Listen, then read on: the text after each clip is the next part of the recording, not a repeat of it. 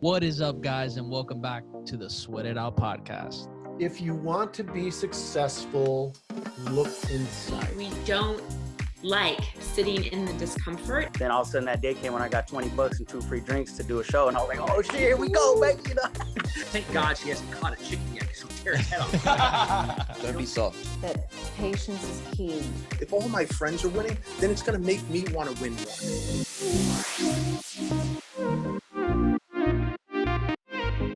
Ooh, oh, I'm excited for this one. Guys, welcome back to the Sweat It Out podcast. Today, we have a very special guest. He is a tremendous motivational speaker. He's obsessed with helping people make shift happen. He has the shift method, identity shifting. He's been on NBC, Fox, Inc., Success, WSG. He's a true Christian, and he's an ex-NFL vet. Guys, help us welcome the one and only Anthony Trucks. What's up, baby? I know you got that sexy name because I'm Anthony too. So. Oh man, it's a beautiful one. You know, it's the last name's the one that's the interesting in the Trucks. People every time I go, so they go Chucks like the shoes. I go no, Trucks like the vehicle. Ooh. That's crazy. Even Trucks is even worse than Chuck shoes, to be quite honest, though. That's why we got Anthony to make up for it. There it goes. It works out. When I was a kid growing up, my biological mom named me Anthony Antonio Alonzo Trucks because she's a little special. Genuinely. I'll tell you something. My name was almost going to be Antonio because my dad and my grandpa were both Antonio. Yeah. And then my mom's like, we're not calling him Antonio. We're going to call him Michael. But then they're like, no, we're not going to call him Michael. So they'd settle for Anthony Michael Mendez. Gotcha. But imagine being named Anthony. Like, True. what's this guy's name? True. He's Anthony Alonzo. Like, why would you do that to him? It was very weird. Anyway, so yeah. Welcome to my world. So how you been, man? How you been overall? How's things going for you? I'm good, man. I got a lot going on. All the same, I got a book that just came out, which I'm super excited and proud of. I have. How about you throw that plug in there real quick? Throw the book plug in there. Oh, I got a book, Identity Shift. I got it. I got all these ones getting packed up to go out places. But the book it came out the 24th of August called Identity Shift, Upgrade How You Operate to Elevate Your Life. Oof. And it's a beautiful book because it's designed in a way to where you get the concept of why identity is the most paramount piece of you achieving the next level of life, no matter how you look at it. It's involved and also how to do it. So one part concept, other part of like process. How do I do this with a proactive direction? Because I think society nowadays needs that. So I agree. That's that, man. I'm excited about that. And then I have a family that's amazing. We're moving. We just bought a house. So I'm in the middle of packing. This is the second to last podcast I will do in this studio. And the next one will be a whole different role. But new chapter of life, man. And then besides that, I'm happy. I'm healthy. I'm doing 75 hard for the second time this year, starting tomorrow.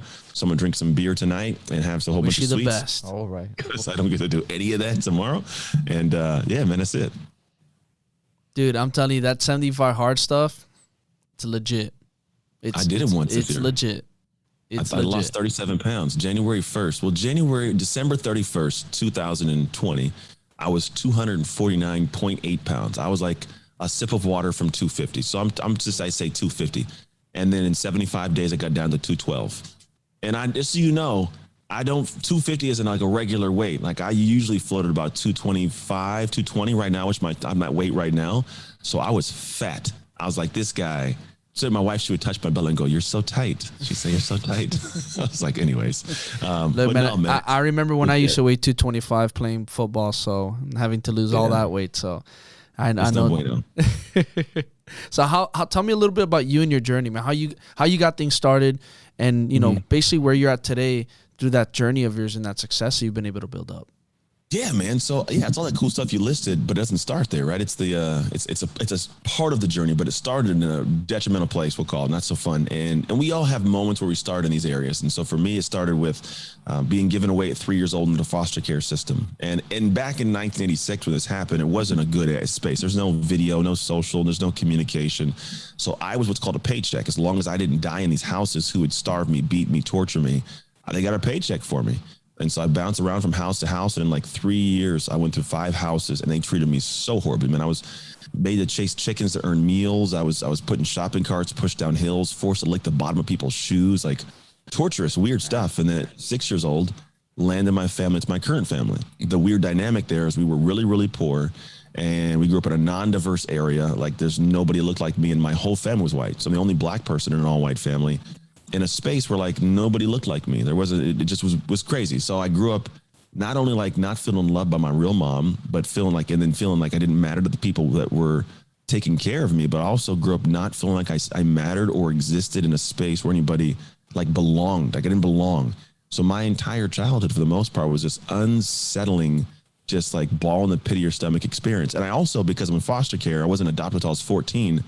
Up until 14, you never know for sure if this place you woke up, you're going to go to bed. You know it, right? But you don't, because they could legit send a car at any point in time, pick you up and take you somewhere else. And so that was up to 14. And I wish life was like, butterflies and rainbows and sunshine after that, but it wasn't. But that was the beginning of life, man. Those first years were the ones where anybody's experienced a lack of feeling like I don't matter, worthlessness, that was my life. And I saw there that you were in the NFL. How was that experience for you? Oh man, NFL sucks. No, I'm kidding. It was fun. So if you take this thing way up to It's the all NFL, a business. Oh yeah. It is, dude. There's a lot of stuff that happened between the NFL and high school, though. So I go to football the first couple of years. I was 14 years old. I tried for the first time. I was trash at football. Horrible. I couldn't catch a cold. It was bad. And then I had a year where I was like, I'm going to figure this damn thing out. And I dug in and I did some really deep, dark internal work to beat the odds of statistics of a foster kid. And my adoptive mom was diagnosed with MS, and I wanted to like show up for her and be her part of her, something she had joy around. And I was one of 6 in the family that was really poor, but we figured it out, man. And somehow I beat the odds. I got a football scholarship to go play football at the University of Oregon. My high school sweetheart went up there with me. Amazing. Had a kid at 20 years old, met my real dad at 20 years old during my first collegiate start on national television. I got this game ball the day I met my dad. So like some really cool things that took place all in a weird bubble. And then after that, I got the NFL, and the NFL it's interesting, dude. There's a funny acronym. It says it stands for not for long. It's you get in, you get hurt, you get out, dude. And it's a very interesting experience because it's the highest level in the world for something, and no one cares about your feelings. Nobody cares. You got hurt? Okay, keep playing. Oh, you can't play? Then go home. It's just the nature of the beast, and you have to find a way to live consistently in a level of utter discomfort. It just is. Competition. It's like being in battle all the time. You're battling for a job, for a spot, to matter. You're battling against teammates that are your buddies, and you practice hard to make them look stupid in practice, then go have a beer. Just really weird. And then you learn to be able to be, I don't know, like you almost get adopted and bathed in the crazy. So that's why a lot of guys come out and we're on a different tick, dude. We think different, flow different. I don't get your world and you don't get mine. And it's not a bad thing. It's just an is thing. And so when you come out of that, there's a different way of how I relearn life, I guess. I have to go back and relearn how to show up in this world that seems incredibly foreign to me now. And I got to say, first of all, for somebody who's gone through what you've gone, and have been able to overcome a lot of these obstacles, I'm sure it's not easy. And I'm sure you've had to put in a lot of work. What is some of the stuff you personally had to do for yourself, as far as self-development work, people putting yourself around the right people? What other things besides those things? What else did you have to do to be able to face those issues and overcome them to be where you're at today? Yeah, it's a great question, man. So I guess it would take place around like the most progressive window of developing myself took place in January 2016 with the first catalyst. So I'd gone through, football, I'd come home, and then like everything fell apart. I had this massive crisis of like, who am I without the game of football? Because if you've been doing something for a long time, I don't care what it is. You could have been the greatest, I don't know, popsicle seller in your entire life. If you can't do that anymore, well, who am I? I'm not the popsicle seller. If I was the shoe guy, like I'm not the shoe guy no more. So I was the football guy. I'm not the football guy no more. And I have a gaping hole. And so I had this space where I was trying to fill it by doing other stuff. And the next thing I know, I'm married to my high school sweetheart. We have a kid. We have 2 more kids now. So we have 3. Marriage falls apart. I'm out of shape. Business is tanking. I'm not a good father. Everything comes tanking down because I couldn't find a sense of self, man. It was all over the place. And I got to this level where eventually I was just like, man, I want to be here. If this is life after the game of football, like I'm cool, take me home, man, which wasn't going to go up. It was going to go down. So I was in a space where I decided like, all right, I got to figure it out. And unfortunately, my mom passed away, my adoptive mom, after a 17-year battle with MS. And it put me in this reframing of like, I can't continue down this path. whatever I'm going towards, the end of this isn't a place that I want to go. And we can all attest to this. If we stop and look at our lives at some point, the place we're going isn't where we want to go.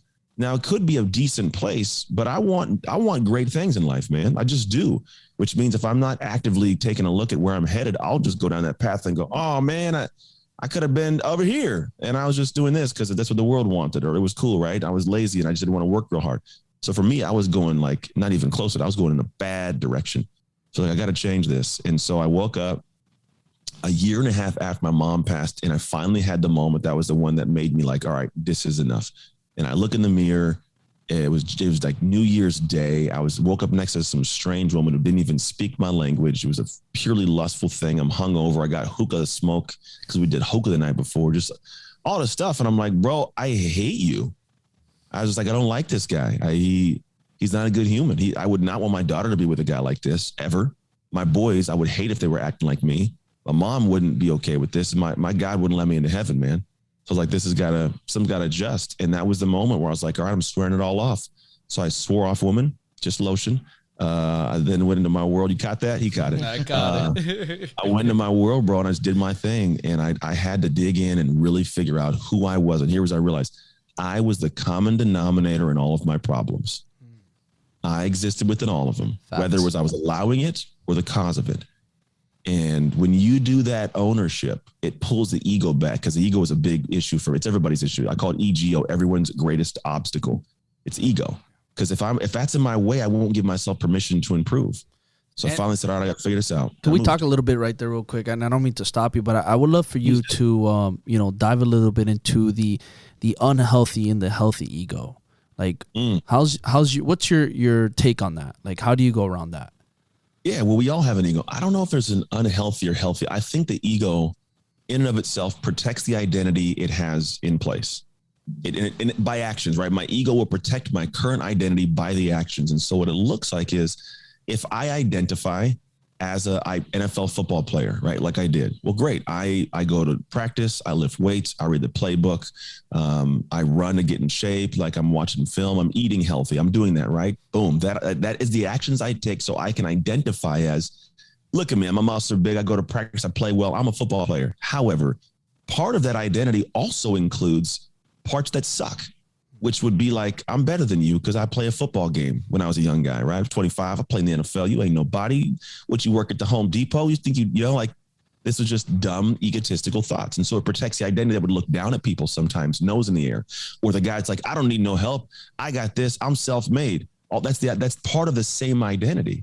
And so I don't know if it's healthy or unhealthy. It is just the ego protects it with the actions. What is in effect not the healthiest are the parts of your different identity. Because we also have multiple identities. I'm different talking to you than when I'm with my wife or when I'm with my kids, when I'm coaching or when I'm speaking on stage. I'm not a different human, but I'm expressing different parts of my identity in different situations. No matter what it is, the ego will protect that by the actions. And so a lot of people aren't aware of it. Therefore, they let the identity protect every part of it. And that's where we go, well, this is just who I am. No. That's who you're accepting yourself to be in that expression.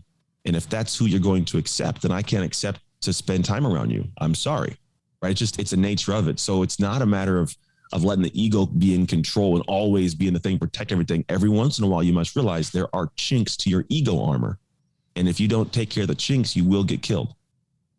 And how do you break that identity cycle? So let's say you're working 9 to 5, but you see yourself living a bigger life. You see yourself living a more abundant, more fruitful life for yourself, for your family. Yeah. But your current circumstances aren't where you're seeing your identity. How do you even get into that or align yourself into that new identity and step into it? It's an identity shift. That's what we call it. It's to upgrade your identity. Now, the shift is the big thing because your identity must match the dream or the dream won't be realized. If I am not the person to have that, I won't have it. If I do have it, I won't have it for long. That's why people win the lottery. They end up losing the money quick because they're not the person to handle 100%. money. So it's like, I got to match it. Now you say, how do I shift? And the first thing I love how you said is I see myself here. There's what's called a life mastery loop. It's a process. This is, I think in pictures because I know that me telling concepts and not giving anchored stuff to think through, it doesn't help anybody. So I'm big on helping. So I give pictures that make sense. So think of 6 circles all in a circular row, making one big circle. 7 circles. The top circle is what's called your identity. It's how I see myself. I asked you guys, who are you? You describe it in some way. How the description is done it's up for discussion of what's right or wrong. But let's just say it's who you see yourself to be. To the right of that circle, moving down around the bend, is what's called beliefs. I believe something because of how I identify I have a certain belief. That belief leads to thoughts, things I actually think all day, every day, conscious or subconscious. Those thoughts lead to emotional feelings. If I think I'm strong and powerful, I feel confident. If I think I'm weak, I feel less, right? Those emotions trigger our actions. If I'm angry or mad or whatever, I'll do something, right? We just take an action out of an emotion typically. We don't think and process things through, or the strength of that action will be triggered by the emotion behind it. It could be a lackluster feeling that the effort sucks, right? Or it's like, I got this and I'm going to dig in. The effort's going to be amazing. The actions you take create the outcomes. The outcomes are big because it can be good outcome, bad outcome. It's whether it's in alignment with where you believe or deem it should be. The outcomes, they do something special. They fuel our environment, internal and external. So when you talked about, I look at my life and see blankety blank blank, right? Yeah, because the outcome of the actions, from the feelings, from the thoughts, from the beliefs, from the identity, when it all came to pass, you did something. The outcome shows you, I still live in squalor. I'm not very smart. I can't do well. And what that does is it reinforces the identity. See, I know I did some things. Now I just don't have much. Therefore, I see I'm not that good. So here's where you look at it. Well, how do we change this, Ant? How do I adjust? How do I shift? Well, part of it happens in one special area between feelings and actions. Because we can feel a certain way and we can act in action, right? But I can also feel a certain way, like, oh, it's scaring me, but still do it. It's an unconfident action, I say. Because what happens is you may not feel like getting that girl's number. Your heart's racing, but what do? I'm going to walk up. Hey, girl, I saw you. Can I get your number? You know, whatever it is. And you take it, but you do it bold, like, we do it. Hey, girl, what's up? My name is Ant, man. You're beautiful. I'd love to be able to take you on a date sometime, right? She goes, oh, okay. And then now this action, which was opposite of your feeling a moment ago, creates a different outcome. You go, look at me in my hands, this phone number. My internal environment feels great. A maybe identity. Maybe I can do this. Maybe I am, right? And then what does it do? It loosens the concrete of that identity. You go, I believe I can do more. And you start thinking, yeah, you can do more. I start feeling like, yeah, I got this. Take another action. Hey, what's up, girl? Hey. And it rolls and it rolls and it rolls. Love that. So it's a mental process that we have going on that's always there. We just don't pay attention to it. Just don't get too excited and go to the girl next to the girl. You just got her number. Ask for her number too. Don't do that, bro. That's definitely not supposed to. It's not Christian-like at all. But man, you are 100% right. You know, and I think that, you know, if people can realize that being okay with uncomfortable and being comfortable with being uncomfortable, to do those things, so that way you can see, like, damn, like, this isn't that bad. This is actually giving me a result that I like. And in turn, I'm gaining confidence. I'm going to go do this again and even better and even bigger this time. So it's so true, man. When people can start having that shift and, you know, putting themselves in those environments, in those scenarios, you see the fruitfulness come out. You see the opportunities you come out. You see the wins come out. And that in turn is going to help you, you know, become a bigger person, a better person down the road, right? And of course, and it goes back to, like, all right, now we got to make sure it doesn't feed our ego either and get into our head either. But if you can control that and manage that, you know, that confidence is going to take you to a whole nother level of life. Yeah. What's the difference? You do want to feed it. You wanted to feed the ego. We need it to. Because the difference between cockiness and confidence is very thin, and it's a matter of how we express that.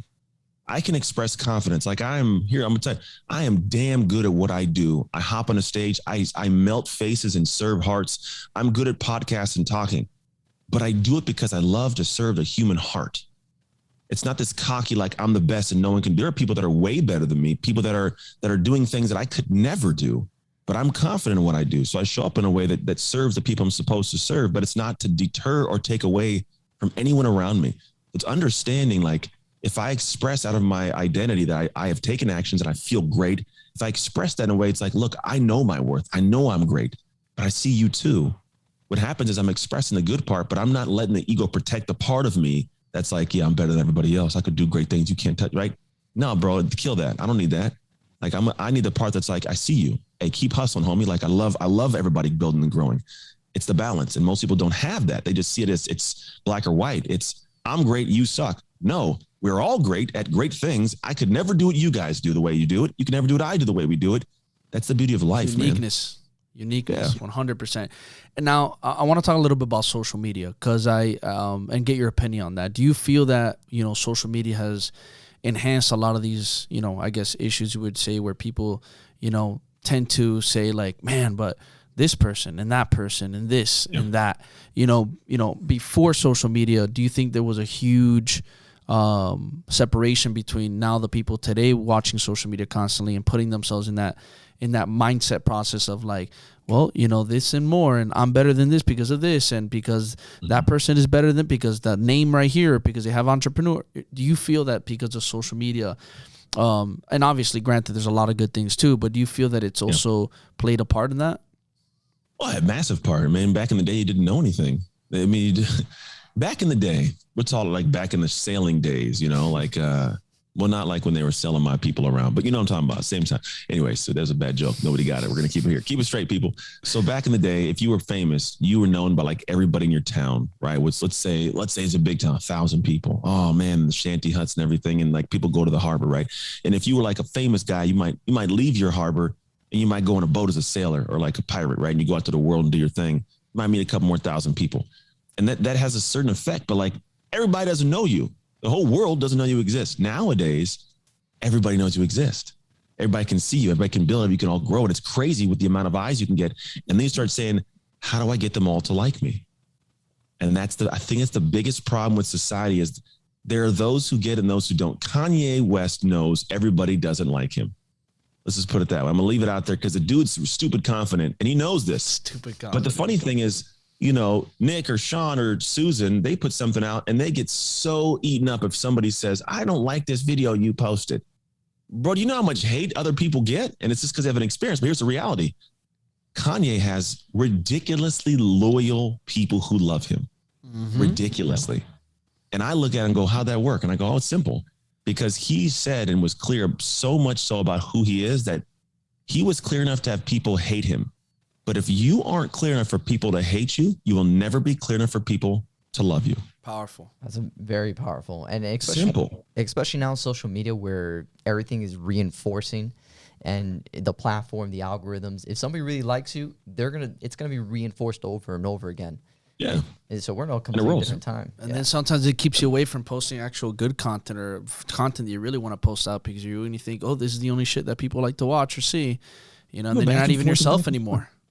Yeah. And then no one if you don't know who you are, how do I know who you are? And then nobody can get in line. No one stays dialed in and it becomes a very wishy-washy situation. And then social media, it's scary because then now people are outsourcing their identities to social. Mm-hmm. It's like I'm this guy and it's like behind the scenes, I'm not that guy. Like, here's my rented car. Here's my borrowed thing, Yeah. It's like, dude. So then you have a misalignment inside to please people that you never see. That don't give you that back. You're pouring out to people that here's the thing. I stopped putting rims on my cars completely. My car is bone bare stock. What car you got? I just had a Dodge Ram, bro. It's a 2020 Dodge Ram. All right. It's a truck. There's no lift kit. There's no extra rims. People go, why? I go, well, because the interior is fire. I love my interior. The outside is for everybody else. And the sound too, right? I don't care what you think about me. Yeah, it's like I don't care what you think about me. I don't need rims in my car. So when I'm driving, I don't see my rims. Why do I need them on my car? That's just with the logic that I had in my head. I'm like, I don't see them. That makes sense. I don't have mirrors hanging down. Now, I'm not against the people that want to put rims on. By all means, do your thing. It is cool. However, in my world, how I look at it is like when I stop trying to please other people and I just want to share and please the people that are with me, those who are inside the car experiencing my interior with me, now I'm showing up in a way that makes me feel good. So social media doesn't define me. I define who I am and share that with social. And those who want to be aligned with this definement, now we're in the same cohesion. We're good. Totally, man. And it also goes back to those people where it's like, when some people get that car, that Lambo or, the watch, whatever, just to impress other people, because it's like, okay, I got to put this persona on social media. I got to put this out here because it's how people are going to like me or do business with me, or it's how I'm going to attract this, right? Now, again, granted, if you really want it because you really want it, makes you happy and fulfilled, then that's just, you're a Lambo fanatic and you love Lambo since you were little, get the freaking car. There's nothing wrong with that. God, I would love to have my dream car right now, right? So it's finding that found. I was like, do you really want this because it makes you happy? Because it makes you fulfilled with yourself? Or do you want to do this because you just want to look good in front of other people? It's a question, man. And most people don't think that through very far. No.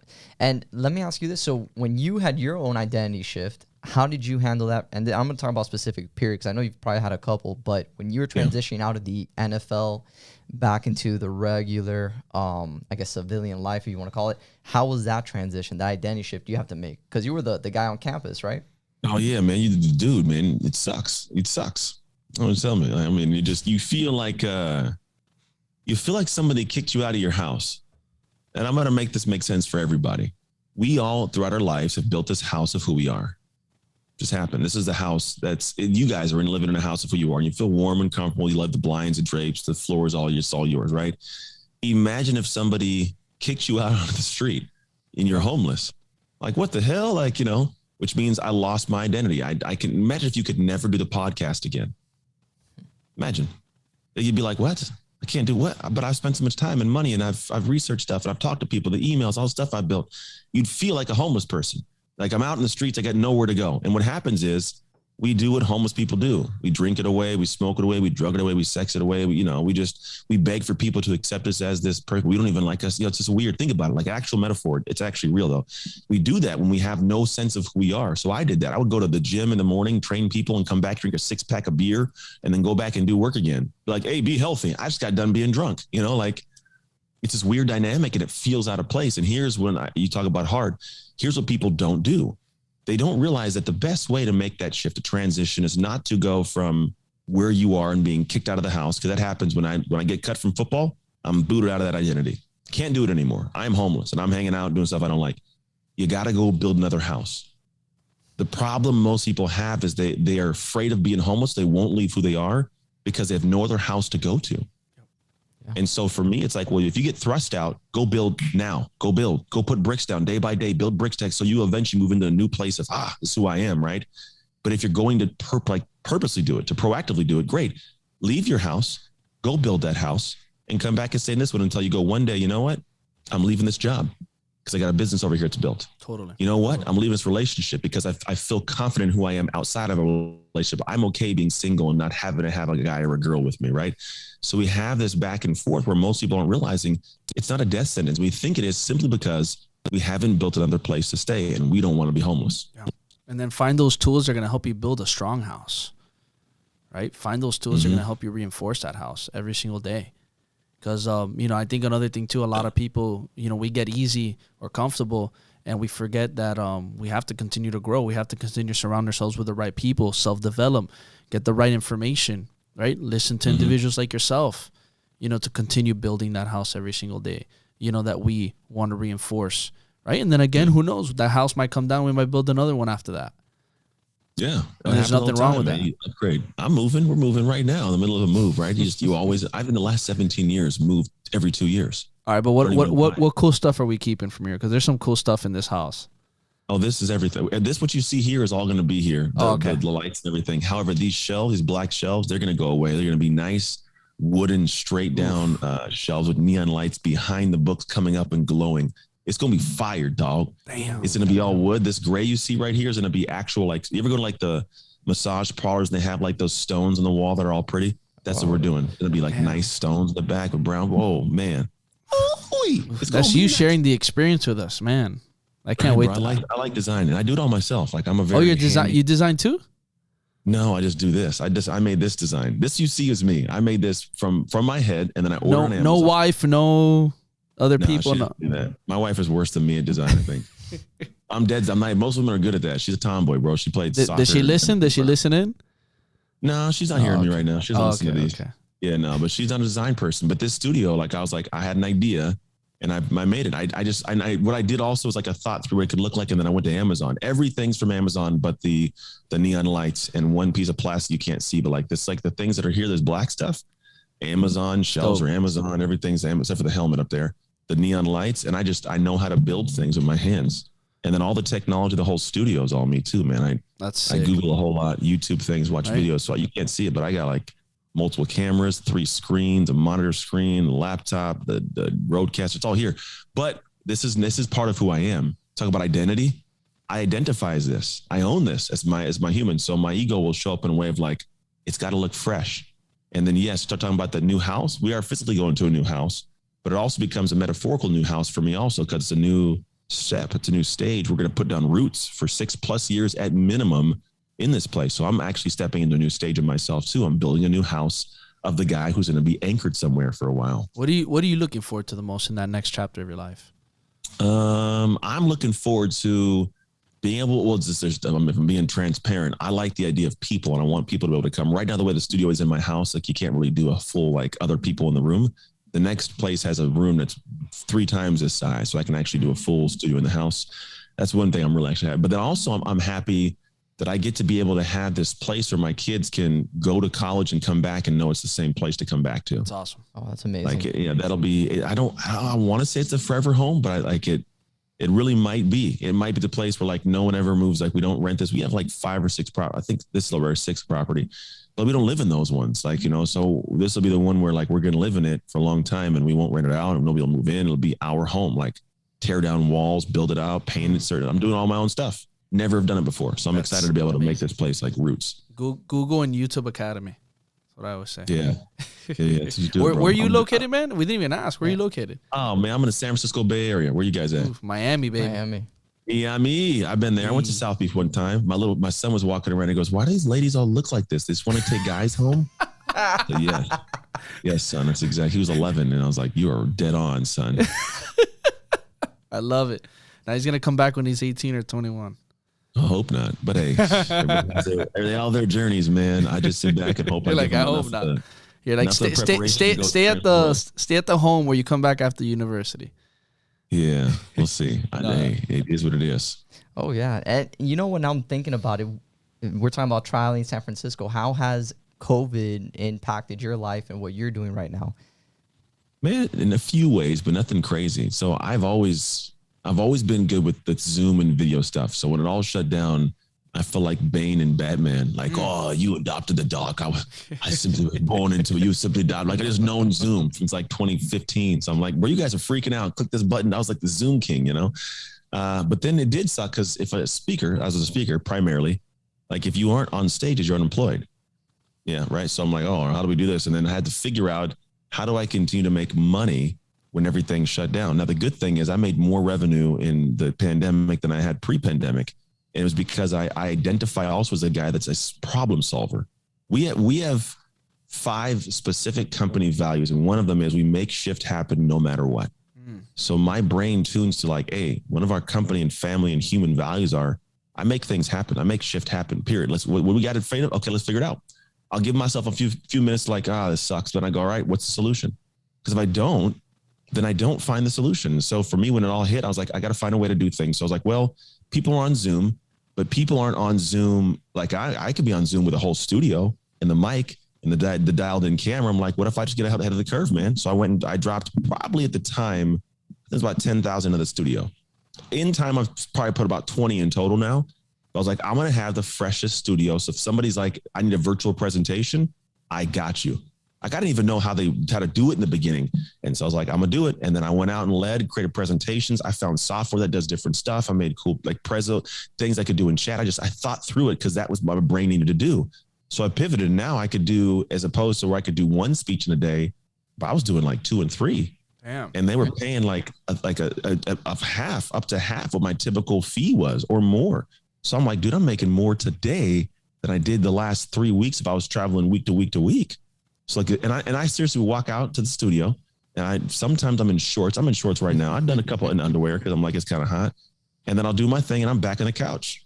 Legit, right back on the couch. Nobody knows the difference. So like that was a big switch. And then also I wanted to make sure that I gave people the ability to experience what I do in their own real time. Because we were in a world where when that pandemic hit, people lost themselves. Yeah. My work's an identity. Identities were trashed, man. People didn't know who they were, where they fit, how to do what.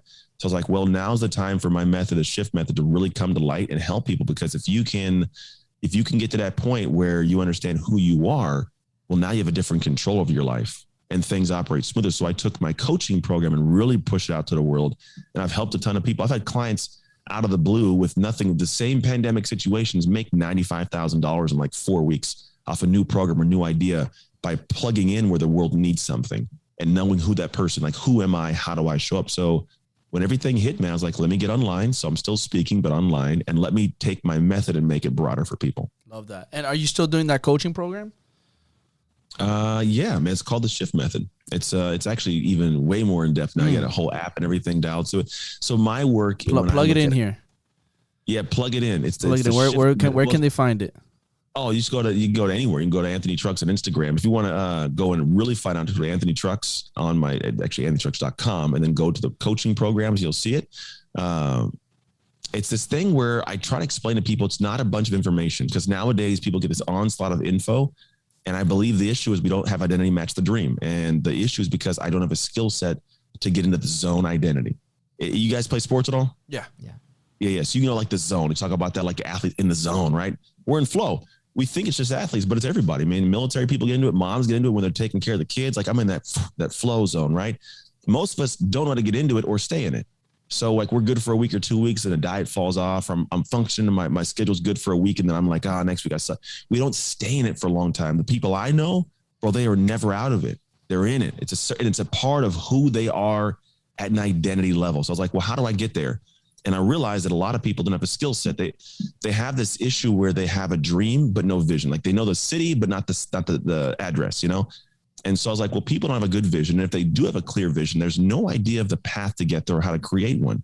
And so I found it's like, I made this term called visioneering. So it's a skill set of visioneering into the zone. And the way you visioneer is you obviously engineer the vision clearly and then engineer the path to get there. And it takes two specific things, process and people. The process is the thing which we have as a shift method. It shows you how to achieve and transform the entire way. So your actual identity shifts to match the dream. And then the other part of it is people. We don't actually lean into people the right way or have what I call a dream team around us. And so what happens is if we have one with the other, we can't visioneer very well. If I have people but no process, I get all a bunch of high fives and handshakes and chest bumps, but I go back to my quiet little corner. I don't even know what to do. I feel motivated. What do I do? I don't know. Right? Then you have process. You have process and no people. You're screwed because I got the process. I know what to do, but no one's really self-made. I need support. I need ideas. My one brain alone cannot perfect something. So if we don't have the right people around us, we're screwed. So when we do our coaching programs, the idea is like, look, we're trying to get you to clarify and you craft what is your zone identity that is experiencing what you want, that is matched the dream. What does that look like? We craft that. Then we say, great, let's teach you to visioneer. Let's put that out there in a way that makes it clear what the vision is and then get you in there by using the shift method and attaching people to it, the process and people. The method is how you get there. The people we have around the programs guide you and help support you on the way there. So that's what we started doing. And we've done amazingly cool things, man. People fixed marriage. I think we made like 3 marriages, which wasn't intentional, but it helped. It was cool. People lose weight. People make money. They do better in their jobs. Like it's super cool to see. We've worked at Amazon, T-Mobile, PayPal. We've worked with like really cool stuff that goes into the world in a way that as long as you have an identity, it works for you. And that's what we do. So you got the shift method, the book, you're speaking. What's next for Anthony? Next is me and my son are going to go and pack the rest of this house up so we can get things. You know, I have this thing where I look at the destination and then the day. This is just like the language I use and how I live my life. I have fallen in love with the day, not the destination. Now, it doesn't mean I'm not aware of destinations. There are definitive things that I want to get to. I am going somewhere, right? I want to have a show at some point that's a well-known show, maybe on damn, public stations. We call NBC, ABC. That'd be cool as hell someday to have a show. I want to act at some point. I have no idea why. That's just something I want to do because I'm weird like that. It's funny that you said that because I'm the same way. I said I want to act one day too for some reason. Why not? Why I just think it's super cool. Not in a movie, like a non-X-rated movie, like a real one. Like I love you. It's like non-X-rated movie. Yeah, I don't want to be one of those. So it's not in Miami then. Not in Miami or like down in nothing in SoCal. It's gonna be out in the middle of Montana. It could be. I could be out there, country boy. Hey, here, guys, look at me. I'm a black cowboy. We're gonna do some no, but I'm gonna do that stuff. But the big part for my work is I want to be able to impact tons of lives. I don't know how many, but all the ones that God said I'm supposed to. Right. And that'll happen through the things I do for coaching, the things I do for speaking events. I love a stage and sharing and coaching, where I could do that all day and absolutely love it. So that's what's next. But the thing is, I do the things on a daily basis that get me there. So I spend time with my wife and kids. So I'm fueled to do work. I have a focus on what needs to be done now and not be done now. I don't hold everything in my head and get stressed out because it's not all done, even though I'm making progress on things, right? I manage my life and my structure with this method very cleanly. So I love my days, dude. Like, and seriously, as what's next? In my head, I'm like, at 2:00, I'm going to work out with my son. That's literally what my head went to. Like, that's what's next. Love that. And in the bigger picture, it's like, as long as I've got the right stuff in place for my daily plans, the destinations will come. And they do. They come frequently. They come fast. And it's cool to watch. But it's all because I'm loving my day. Anthony, go. No, I was gonna say that. I just want to say once again, the way that you put everything together with the way that you carry yourself, your methods, the way you deliver, the way you impact. I just think it's incredible to see the growth of where this all started, from your childhood, from the experiences you've had, from the upbringing, from the traumas to, overcoming that adversity to be able to build what you have today. Not many people can do that. Not many people could do that. And it goes to show the work that you've put in, and obviously your method, your shift, it really, really goes to show what this can do for others, especially what it's done for yourself. I just want to say thank you for sharing that, man. Hey, welcome, man. I appreciate that. Thank you. Yeah, 100%. And, before we wrap things up, I just want to be able to, honestly say thank you again, brother, for coming on here, for giving value, for, showing up, and hopefully we can come one day and show up at your new house with your new place and enjoy some other talks. Hey, do a little something inside. We're actually going to be beefing up the podcast. I want to do things that are in person where you have just a really well produced show. We're going to do that. So maybe it'll work out. Oh, totally. We appreciate that. But before we wrap it up, I would love to just give you the floor real quick. Where can people find you, connect with you? And again, if you want to throw those last minute plugs in there.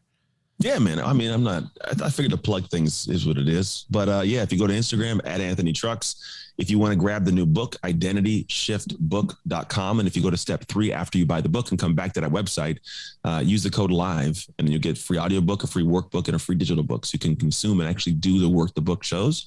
That's it, man.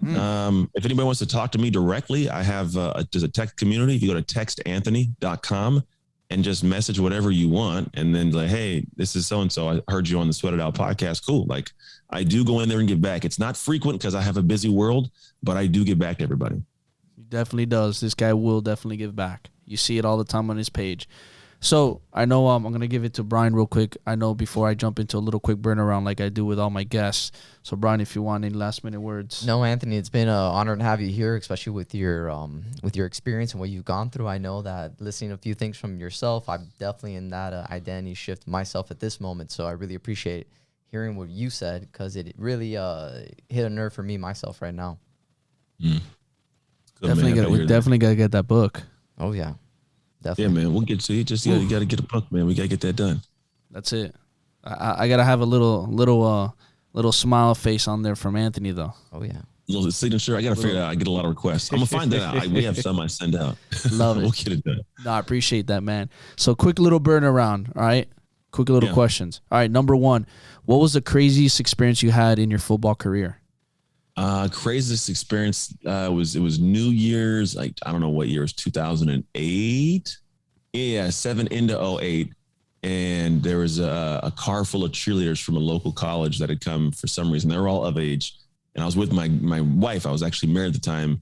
And one of the girls tried to pull me out. I was all drunk, pulled me out of the thing. I was like, no. And I gave her my buddy's hand and he went out. And this is when it's kind of like a byproduct experience. But I was like, I'm glad I was sober enough, but not really to I'm not cheating on my girl, man. So by the time the limo got back to the house, he calls me and goes, bro, I just turned the lights on because I started hearing noises. And he's like, I'm drunk too. Because I turned the lights on. There's 20 people in here just all having a fat, massive orgy. I was like, I am so glad I let you. And he's like, it was amazing. I'm like, oh, well, I'm glad it was amazing. It was not my world. I'm not into that stuff. Shout out to, no, we're not going to drop any names in here. No name. It was, it was very interesting that, we made other stuff in the sports. We've had a lot of weird stuff, but that was the one I was like, man, I was like one random drunk decision away from being in a place where I hated myself for a good chunk of time. You must have been playing down here against the Miami Hurricanes then. No, I was the Pittsburgh Steelers. And you know what's crazy? I saw them the next, the girl who tried. I saw her the next day at breakfast. Of all breakfast places in Pittsburgh, Pennsylvania, she comes wandering in, and my homeboy sitting right there. It was so awkward. Oh my god! Yeah. That Yeah, it is was weird. hilarious. That's a story though. Yeah. Question number two. Yeah. Number two. What is it that you felt that was the one thing that you really needed to work on for yourself to really catapult you to where you're at today? Ego, man, hands down.